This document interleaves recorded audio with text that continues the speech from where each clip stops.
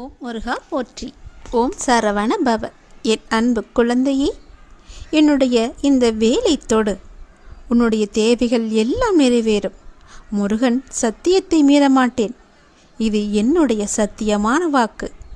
ஒரு முறை இந்த வேலை தொட்டு பாரேன். உன்னுடைய தேவைகள் எதுவாக இருந்தாலும் சற்றென்று நிறைவேறிவிடும். இது உன் முருகன், நீ விரும்பும் முருகன் மீது சத்தியம். எல்லோருடைய வாழ்விலும் மாற்றங்கள் வருகின்றன. சிலருக்கு கொஞ்சம் தாமதமாக இருக்கலாம். இப்போது உன் வாழ்விலும் நீ எதிர்பார்த்த மாற்றம் வரப்போகிறது. உன்னுடைய பல வேண்டுதலில் உன்னுடைய முதன்மையான வேண்டுதல் விரைவில் நடக்கப் போகிறது. அதற்கு நீ செய்ய வேண்டியது எல்லாம் அந்த விஷயத்தை குறித்து நேர்மறை எண்ணங்களை மனதில் எழுப்ப வேண்டும். அது நடக்கும் என்று நீ நம்ப வேண்டும். உனக்கு அந்த வேண்டிய ஒன்று நிச்சயமாகவே கைகளில் கிடைக்கும். கோவிலில் சாமி முன் இந்த முறைப்படி நீ பிரார்த்தனை செய்து வந்தால் நிச்சயம் நீ நினைத்தது நடக்கும். நமக்கு எப்பொழுது எந்த பிரச்சனை எந்த ரூபத்தில் வந்தாலும் நாம் அந்த பிரச்சனைகளை முடிக்கவும் அதிலிருந்து முழுமையாக விடுபட்டு வெளியே வருவதற்கும் நாம் செய்யும் முதல் காரியம் தெய்வத்திடம் சரணடைந்து பிரார்த்தனை செய்து நம் குறைகளை கூறி வேண்டிய வரங்களை பெற்றுக்கொள்வோம். அது மட்டும் இல்லாமல் நமது வாழ்க்கையில் செய்யும் சில சிறிய தவறுகளுக்கும் தெய்வத்திடம் சென்று அதற்கான பரிகாரங்களையும் செய்து புண்ணியத்தை தேடிக்கொள்வோம். ஆனால் கோவிலில் சாமியிடம் வேண்டுவதாக இருந்தாலும் பரிகாரம் செய்வதாக இருந்தாலும் அதற்கு ஒரு முறை இருக்கிறது. அந்த முறைப்படிதான் நாம் இறைவனிடம் வேண்ட வேண்டும். அப்படி வேண்டினால் கண்டிப்பாகவே அது நிறைவேற்றப்படும். அந்த முறைப்படி பரிகாரம் செய்தாலும் தெய்வம் அதை முழுமையாக ஏற்றுக்கொள்ளும். நாம் நம்பிக்கையுடன் செய்ய வேண்டும். அதனால் இன்று கோவிலில் தெய்வத்தின் முன் எப்படி பிரார்த்தனை செய்வது, எப்படி வேண்டுவது பற்றி தான் நாம் இப்போது சொல்ல போகிறோம். கோவிலுக்கு சென்றால் தெய்வத்தின் முன் மண்டியிட்டு வேண்டு என்று நிறைய பேர் சொல்லி நாம் கேள்விப்பட்டிருப்போம். ஆனால் நம்மில் எத்தனை பேர் இந்த முறையில் தெய்வம் முன் மண்டியிட்டு வேண்டியுள்ளனர் என்பது நமக்கு தெரியாது. ஆனால் அடுத்த முறை நீங்கள் கோலதெய்வ கோயிலுக்கு சென்றாலும் அல்லது வேறு ஏதாவது உங்களுக்கு பிடித்த தெய்வத்துடைய கோவிலுக்கு சென்று வேண்டினாலும் தெய்வத்தின் முன் முட்டி போட்டு உங்கள் பிரார்த்தனையை வையுங்கள். நீங்கள் தெய்வத்தின் சன்னிதானத்திற்கு முன்பு மண்டி போட்டு உங்கள் இரு கைகளையும் ஏந்தி உங்களுடைய பிரச்சனையை குறைகளை கடவுளிடம் சொல்லி வேண்டிய வரங்களை நீங்கள் பெற்றுக்கொள்ளுங்கள். இப்படி நீங்கள் முட்டி போட்டு வேண்டினால் தெய்வம் நாம் கேட்டதை உடனே கொடுக்கும் என சொல்லப்படுகிறது. இப்படி நீங்கள் எந்த தெய்வத்தின் கோவிலுக்கு சென்றாலும் முழங்கால் போட்டு மண்டியிட்டு உங்களின் இரு கைகளையும் ஏந்தி வேண்ட வேண்டும். உங்களுடைய வேண்டுதலை சீக்கிரமாகவே ஏற்றுக்கொள்வார். அதே நேரம் அந்த வேண்டுதல் சீக்கிரம் தெய்வத்தால் நிறைவேற்றியும் தரப்படும் என்பது காலம் காலமாக மக்களிடம் உள்ள நம்பிக்கை. அந்த நம்பிக்கை உங்களுக்குள்ளே இருக்க வேண்டும். நீங்கள் நிறைய கோவில்களில் சில தெய்வத்திற்கு வேண்டுதல் வைத்து முழங்கால் மண்டியிட்டு கோவிலை சுற்றி வலம் வருவார்கள். கோவில் படியேறி தங்களுடைய நேர்த்திக்கடனை செலுத்துவார்கள். இப்படியெல்லாம் கூட தெய்வத்திற்கு பிரார்த்தனை செய்யலாம் என்று நம்முடைய சாஸ்திரங்களே கூறுகிறது. இருந்தாலும் உங்களுடைய உடம்பை பிரார்த்தனை செய்கிறேன் என்ற பெயரில் வருத்தி கொண்டு நீங்கள் முழங்காலிட்டு கோவிலை சுற்றியோ அல்லது கோவில் படிக்கட்டிலோ நடக்க வேண்டும் என்ற அவசியம் கிடையாது. உங்களை உடலை வருத்தி தான் நம்மை செய்ய வேண்டும் என்று யாரும் சொல்லவில்லை. எந்த கடவுளும் நிர்பந்திக்கவில்லை. தெய்வத்தின் சன்னிதானத்திற்கு முன்பு மண்டியிட்டு தெய்வத்தை முழு நம்பிக்கையோடு நினைத்து மனதார வேண்டிக் கொண்டாலே போதும். நீங்கள் நினைத்தது நிச்சயமாகவே ஒரு மண்டலத்தில் நடக்கும்.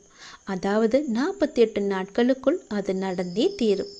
நீங்களும் உங்கள் இஷ்ட தெய்வத்தை நினைத்து முழு நம்பிக்கையோடு வேண்டுங்கள். எந்த தெய்வமாக இருந்தாலும் கை நீட்டி கேட்டால் கண்டிப்பாகவே கொடுப்பார். இல்லை என்று சொல்லாமல் நமக்கு அள்ளி தருபவர்தான் தெய்வம். மண்டியிட்டு கைகளை ஏந்தி கடவுளிடம் கேளுங்கள். உங்கள் பிரார்த்தனை நிச்சயம் நிறைவேறும். ஓம் சரவணபவ. ஓம் முருகா போற்றி. அனைவருக்கும் நல்லதே நடக்கட்டும். எனது மொழிகளுக்கு கீழ்ப்படிந்து நடப்பவன் நல்லவனோ கெட்டவனாக இருப்பினும் நாளடைவில் அவன் உயரிய தன்மையை பெற வைப்பது என்னுடைய கடமையாகிறது. அவனுக்கும் எனக்கும் இடையே பேதம் என்பது எதுவும் இல்லை. இப்போது அவன் பொறுப்பு முழுவதும் என்னிடமே உள்ளது. நம்பிக்கையுடன் என்னை பின்பற்றி நீ தொடர்ந்து வா. நான் உன்னிடம் பல முறை கூறிவிட்டேன். உனக்கு எது நன்மை அளிக்குமோ அவற்றை மட்டுமே நான் உனக்கு அளிப்பேன் என்று. அதை விடுத்து நான் கேட்பதை நீ ஏன் எனக்கு அளிக்கவில்லை என்று என்னிடமே நீ கோபித்துக் கொள்கிறாய். நீ கேட்பது உனக்கு நன்மை அளிக்குமா தீமையை அளிக்குமா என்று நான் ஆராய்ந்து பார்த்துதானே நான் உனக்கு அளிக்க வேண்டும். அதற்குள்ளே நீ பொறுமை இழந்தால் நான் என்ன செய்வது? உன் மீது நான் கோபப்படுவதா அல்லது பரிதாபப்படுவதா, பாவம் என்று நினைப்பதா? உன்னுடைய அறியாமையை நினைத்து நான் எப்படி எடுத்துக்கொள்வது என்று எனக்கே தெரியவில்லை. நான் கோபம் காப்பித்தால் உனக்கு என்ன ஆகும்? சற்று யோசித்துப்பார். நானே எல்லாமே இருந்து உன்னை பாதுகாத்து வந்து கொண்டிருக்கின்றேன்.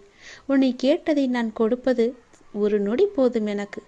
ஆனால் கொடுக்காமல் கொஞ்சம் நேரம் காலம் தாழ்த்தி நாட்கள் தாழ்த்தி கொடுப்பது எதற்காக என்று யோசித்து பார்த்தாயா? ஒரு அப்பா தன்னுடைய பிள்ளைக்கு நல்லதுதான் நினைப்பேன். அப்படி இருக்கும்போது நீ ஏன் இப்படி அவசரப்படுகிறாய்? நீ கேட்பது உனக்கு நன்மை அளிக்கும் என்றால் அதை நான் உனக்கு உடனே தருவேன். அதில் தீமை இருந்தால் அது தீமையை எப்படி அகற்றுவது என்று பார்த்து அதற்கான ஏற்பாடுகள் செய்வேன்.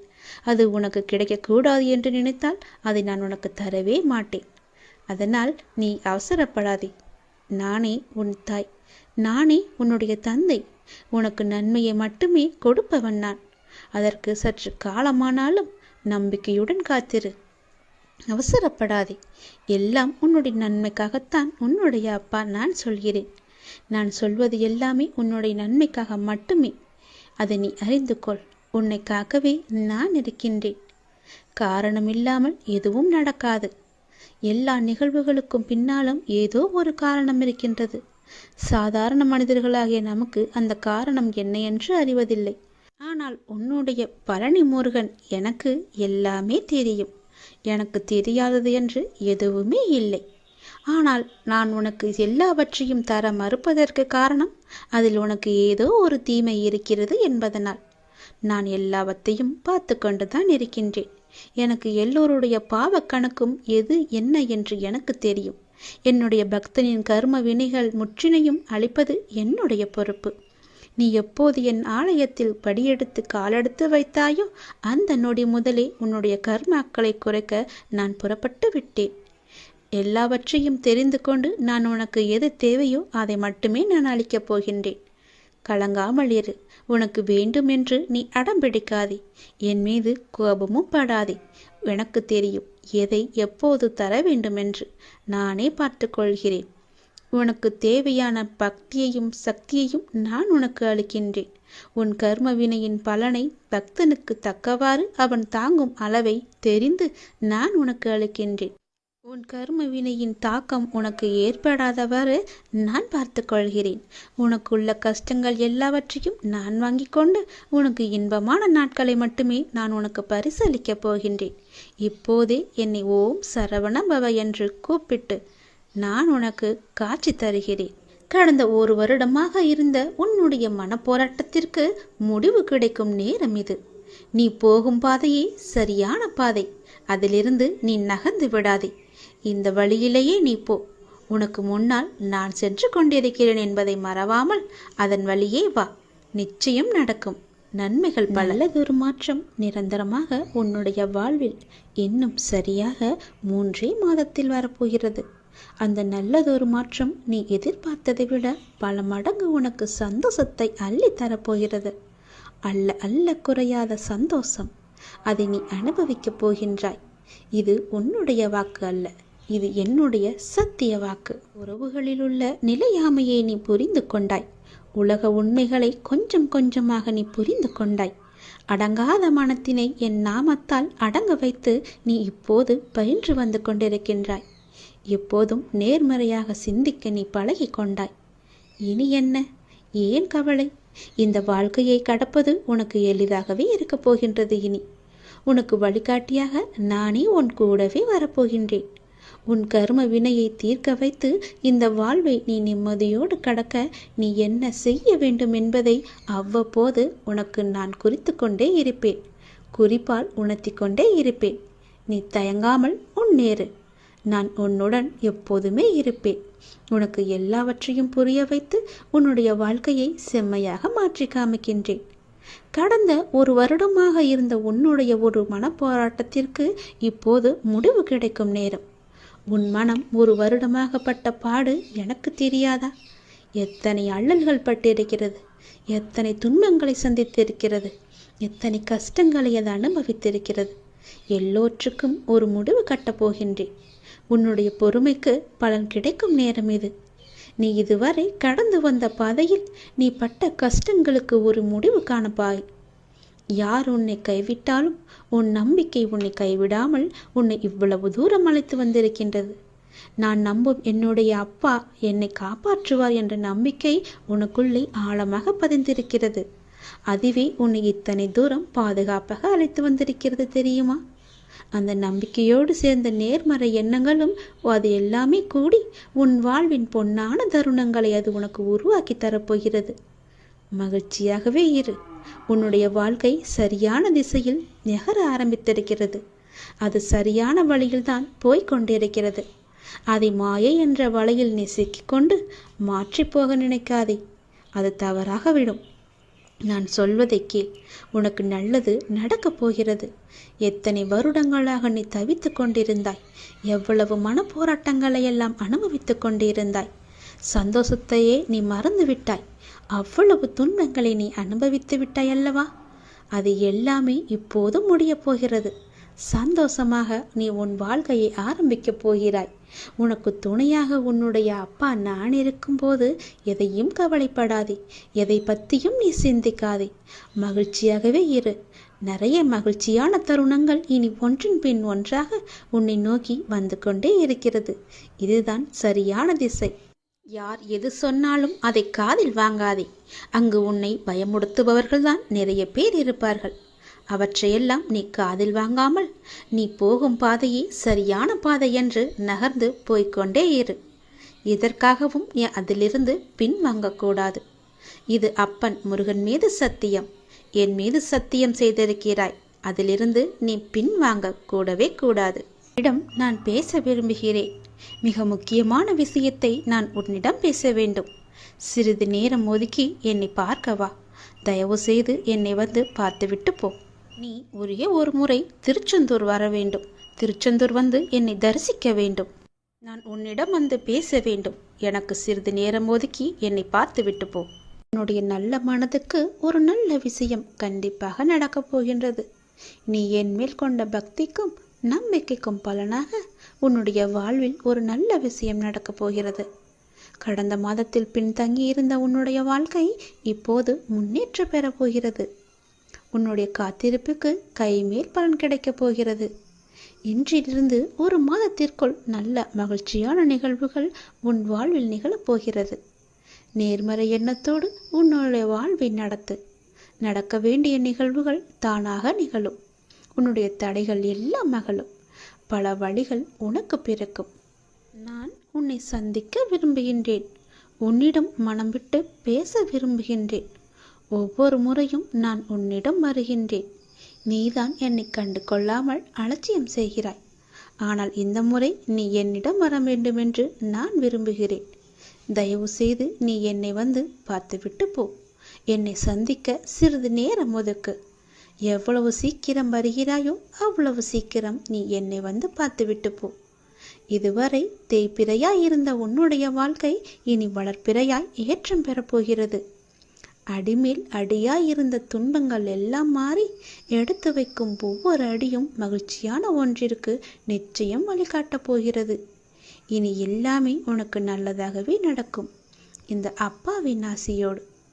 ஏன் வாழ்கிறோம், இந்த வாழ்க்கையே வேண்டாம் என்று எதிர்மறை எண்ணங்களோடு நீ முடிவெடுக்காதே. இந்த வாழ்க்கை என்ற புத்தகத்தில் பல சுவாரஸ்யமான பக்கங்கள் அதன் பின்னால் இருக்கின்றன. நீ இன்னும் அந்த பக்கத்தை திருப்பி பார்க்கவே இல்லை. கொஞ்சம் பொறு. பல மகிழ்ச்சியான தருணங்கள் அதில் இருக்கின்றன. அதை மட்டும் பார். அந்த மகிழ்ச்சியான தருணங்கள் உனக்காக காத்திருக்கும் போது நீ அதற்காக காத்திருக்க வேண்டாமா? கொஞ்சம் பொறுமை கொள். உனக்கு பின்னால் நடக்க இருப்பது எல்லாமே நன்மையாக இருக்கும். இப்போது நடக்கும் விஷயத்தை வைத்து உன்னை நீயே வெறுத்து கொள்ளாதே. உனக்கு எதை எப்போது எங்கு தர வேண்டுமோ அதை அப்போது நானே உன்னிடம் கொண்டு வந்து சேர்ப்பேன். உனக்கு கிடைக்காமல் போன ஒன்றுக்காக நீ வருத்தப்பட்டு கொண்டிருக்கின்றாய் அல்லவா? கவலையே படாதே. உன்னுடைய அப்பா நான் இருக்கும்போது அது நிச்சயம் உன் கையில் விரைவில் கொண்டு வந்து சேர்ப்பது என்னுடைய கடமை அல்லவா? நான் நிறைவேற்றி தருகிறேன். எல்லாம் அல்ல இறைவன் எனக்கு தெரியாததா உனக்கு தெரிய போகிறது? நீ எதிர்பார்த்த ஒன்று உன் கையில் கிடைக்கும். சந்தோஷமாக இரு. மகிழ்ச்சியான தருணங்கள் அதில் நிறையவே இருக்கும். அனுபவி சந்தோஷமாக. உன்னுடைய நேரத்தை நான் நல்ல நேரமாக மாற்றி காமிக்கின்றேன். ஓ சரவண பவ என்ற மந்திரத்தை நீ ஜபித்து கொண்டே இரு. நான் சொன்னது போலவே ஒரே ஒரு முறையாவது திருச்செந்தூர் வா. அதற்கான ஏற்பாடுகளை எல்லாம் நீ செய்யத் தொடங்கு. நானே அதுக்கு சாதகமான பதிலை நான் உனக்கு எல்லோரிடமும் வாங்கி தருகிறேன். ஒரே ஒரு முறை நீ வந்துவிட்டு போ. உன்னிடம் மிக முக்கியமான விஷயங்களை பேச வேண்டும். எனக்காக சிறிது நேரம் ஒதுக்க மாட்டாயா? கண்டிப்பாக ஒதுப்பி நீ வருவாய் என்று எனக்கு நம்பிக்கை இருக்கிறது. வா, நான் உனக்காக காத்திருக்கிறேன். உன்னுடைய முருகன் உனக்காக காத்திருக்கிறேன். ஓம் சரவணபவ, ஓம் சரவணபவ, ஓம் சரவணபவ என்ற மந்திரம் உனக்குள்ளே எப்போதும் இருக்கட்டும். உன்னுடைய வாழ்க்கை உயரும் நேரம், நன்மைகள் பல பெருகும் நேரம். இந்த மாதத்திற்குள் பல நன்மைகள் உனக்கு நடக்கப் போகிறது. உன்னுடைய வாழ்க்கை மேம்பட போகிறது. உன்னை தேடி பல வெகுமதிகள் வரப்போகிறது. எதற்காகவும் நீ கலங்காதே. நீண்ட நாட்களாகவே நீ என்னிடம் கேட்டுக்கொண்டிருக்கும் உன் பிரார்த்தனையை உன்னுடைய அப்பா உனக்காக நிறைவேற்றி கொடுக்கப் போகின்றேன். உன்னுடைய துன்பங்களிலிருந்து எல்லாம் உன்னை காப்பாற்றப் போகின்றேன். நீ கேட்ட வரத்தை கூடிய விரைவில் உனக்கு தந்து உன் வாழ்க்கையை நான் சிறப்பானதாக மாற்றப் போகின்றேன். நீ நினைத்தது நிச்சயமாகவே நடக்கப் போகிறது. அது உனக்கு நடந்தே தீரும். உன்னுடைய மனக்கவலையின்றி இன்று தீபம் ஏற்று. எனக்காக ஒரே ஒரு தீபம் உன்னுடைய வீட்டில் ஏற்றிவை. என்னை நினைத்து ஓம் என்று சொல். எல்லாவற்றையும் நான் பார்த்து கொள்கிறேன். உனக்கு நல்வழியை நான் காட்டுகிறேன். காலை எழுந்ததும் என்ன வாக்கு வருகிறது என்று பார்க்க வேண்டும். ஏனென்றால் மனம் எதையோ பறிகொடுத்தது போல உள்ளது என்று உன் மனதில் சில கவலைகளுடன் நேற்று உறங்கி போனாயல்லவா? ஒவ்வொரு காலகட்டத்திற்கும் என்ன நடக்க வேண்டுமோ அதுதான் நடந்திருக்கின்றது. ஆனால் அது நிரந்தரமல்ல. இதுவும் மாறும். உன் மனதில் உள்ள அந்த சுமைகளை இறக்கி வைத்துவிட்டு அடுத்த நொடி உன்னுடையதாக இருப்பதற்காக அதை எப்படி சிறப்பாக ஆக்கப் போகின்றாய் என்பதில் உன்னுடைய கவனத்தை நீ செலுத்து. நான் உன்னோடு இருக்கின்றேன். அடுத்த நொடியை மகளுடையதாக ஆக்க உனக்கு நான் துணை இருக்கின்றேன். என் செல்ல குழந்தையே, உன்னை விட்டு சென்றதெல்லாம் உன் கை வந்து இந்த தை மாதத்தில் உன்னை வந்து சேரும். மகிழ்ச்சியாகவே இரு. நான் உனக்கு துணை இருப்பேன். எப்பொழுதும் உனக்குள் நான் இருப்பேன். என்னுடைய நாமத்தை மட்டும் நீ சொல்லிக்கொண்டே இரு. நீ மகிழ்ச்சியாக இருந்தாலும் உன்னுடைய மனதில் ஏதோ ஒரு பயம் ஓடிக்கொண்டே இருக்கின்றதே. எதற்காக அது? அது தேவையற்ற பயம். உன் வாழ்க்கையில் நல்ல மாற்றங்கள் ஒவ்வொன்றாக நடக்க ஆரம்பம் ஆகிவிட்டது. பயம் உனக்கு எதிர்மறை எண்ணங்களை மட்டுமே தரும். அந்த பயத்தை நீ தூக்கி எறிந்துவிடு. உன்னுடைய மனதை நீ எப்பொழுதும் நேர்மறையாய் மட்டுமே வைத்துக்கொள். அதில் எதிர்மறையை உட்புகுத்தி விடாதே. அதை தடுத்து நிறுத்த வேண்டிய பொறுப்பு உனக்குள் தான் இருக்கிறது. அதை நீ மட்டுமே செய்ய முடியும். நீ நினைத்தால் கண்டிப்பாகவே முடியும். அந்த எதிர்மறை எண்ணங்கள் உன் செயல்பாட்டை எல்லாம் தடுத்து உன்னை தோல்வியில் சென்று அடைய வைத்துவிடும். முதலில் அந்த பயத்தை விடு. நல்லதை நினை. உனக்கு நன்மைகள் மேலும் மேலும் பெருகி கொண்டே இருக்கும். உன்னுடைய வாழ்க்கை உயரும் நேரம் இது. நீ வாழ்வை எப்போது குறி சொல்லாமல் ஏற்றுக்கொண்டாயோ, வினையை எப்போது நீ புரிந்து கொண்டாயோ, அப்போதே பல மாறுதல்கள் எல்லாம் உன்னுடைய வாழ்வில் நடக்க ஆரம்பித்து விட்டன. நீ விரும்பியபடி நடந்தால்தான் மகிழ்ச்சி இருக்கும் என்று நினைத்தாய். ஆனால் இப்போது உனக்கு அமைந்த வாழ்விலே நீ அனைத்து மகிழ்ச்சியையும் காண இருக்கின்றாய். இடமாற்றம், வேலை மாற்றம் என நீ எதிர்பார்த்த பல மாற்றங்கள் நிகழப்போகிறது. நீண்ட நாட்களாகவே நீ என்னிடம் கேட்ட ஒரு வேண்டுதலும் இந்த மாதத்தில் நிறைவேறப் போகிறது. மகிழ்ச்சியாக சந்தோஷமாகவே அதை அனுபவிக்கப் போகின்றாய்.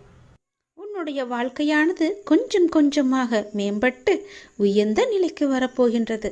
உன்னுடைய வாழ்க்கையின் தரம் உயரும் நேரத்தை நீ நெருங்கிவிட்டாய் அல்லவா? அதனால் பல நன்மைகள் உன்னை வந்து சேரப்போகிறது. இந்த மாதம் முடிவதற்குள் அதற்கான பலனை நீ அனுபவிப்பாய். கொஞ்சம் கொஞ்சமாக எல்லாமே நடந்து உன் முழுமையான வாழ்க்கையை நீ அனுபவிக்க நீ உன்னை தயார் செய்து கொள்ள வேண்டும். சந்தோஷத்தில் நீ துள்ளி குதிக்கப் போகின்றாய்.